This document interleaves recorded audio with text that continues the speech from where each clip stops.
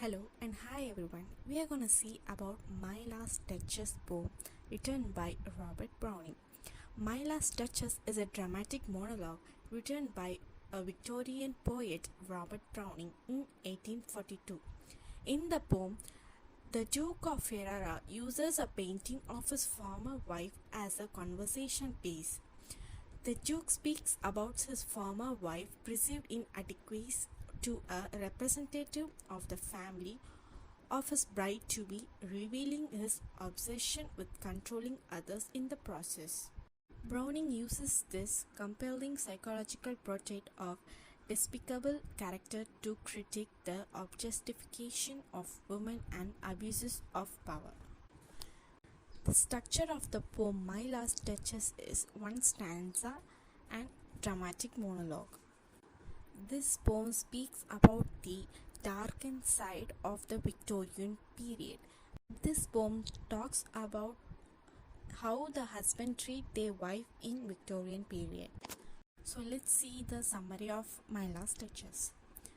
The speaker, the Duke of Ferrara, directs the attention of a guest to a painting of his former wife, the Duchess of Ferrara, which hangs on the wall. The Duke praises the painting for looking so lifelike and then remarks on how harder the painter Fra Pandolf worked on it. The Duke asks the guest to sit and look at the work. The Duke then explains that he deliberately mentioned the name of the painter because strangers like the emissary always look at the Duchess' painted face with its deep, passionate and earnest glance, and turn to the Duke, and only the Duke, since only he pulls back the curtain that reveals the painting, and act as though they would ask if they dared how an expression like that came into her face. The Duke continues by saying that it wasn't only the presence that brought that look into the painted eyes of the Duchess or the blush of happiness into her painted cheek.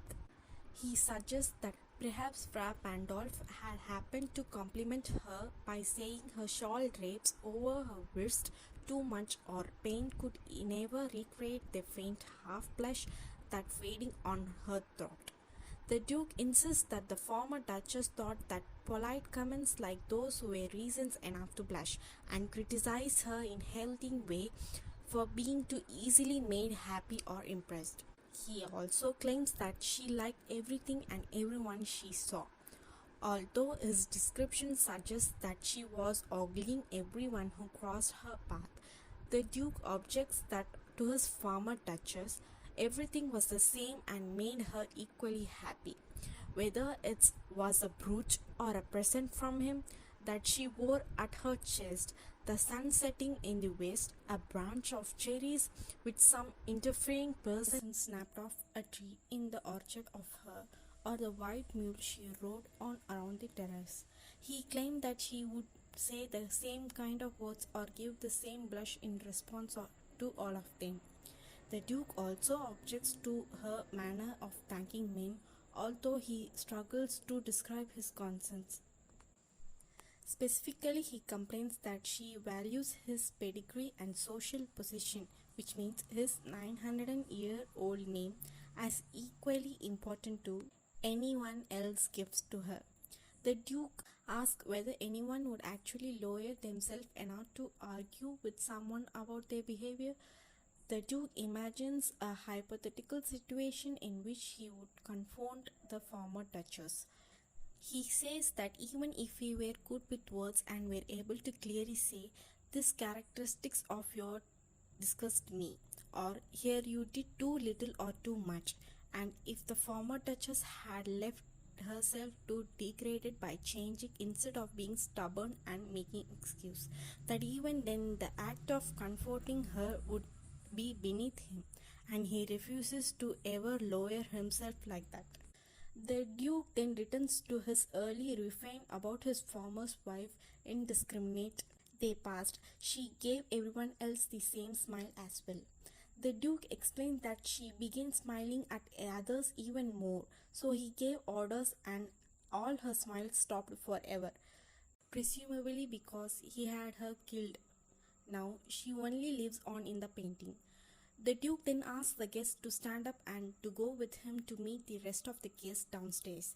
He also says that the Count revealed her as the guest master and the father of the Duke's prospective bride to be, is so known for his generosity in the matters of money that no request that Duke could make for a dowry could be turned down. The Duke also adds quickly that he has always insisted since the beginning of the discussions that the Count's beautiful daughter and not the dowry in his primary objective.